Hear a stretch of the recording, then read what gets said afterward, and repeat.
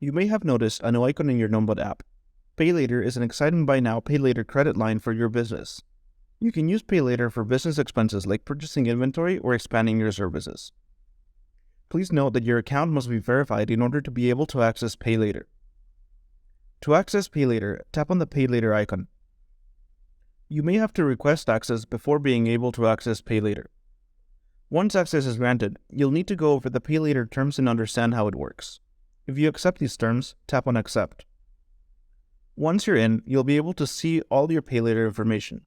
You can find your available limit at the top of the screen as well as the remaining days on your repayment cycle.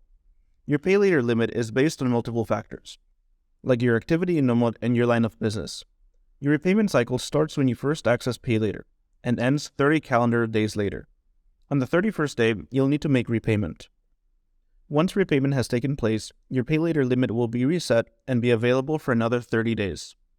Below, you'll find a quick summary of important information: your current status, Pay Later limit, Pay Later fee, repayment date, and balance. You can tap on each one to learn more about them. Your Pay Later fee is a percentage that will be charged each time you use Pay Later, which is capped at a maximum amount per cycle. You only pay for what you use when you use it. You can use this dashboard to keep track of your spending and repayment date and amount. To use your credit line, you'll use a virtual card. You can access this card by tapping on the card button. Then you can reveal the card information to use it to make purchases online, or add it to an e-wallet like Apple Pay or Google Pay to use it in person. To repay your outstanding balance, tap on the Repay button at the bottom of your dashboard. You can choose to pay using a card, Apple Pay, Google Pay, or bank transfer. Happy growing!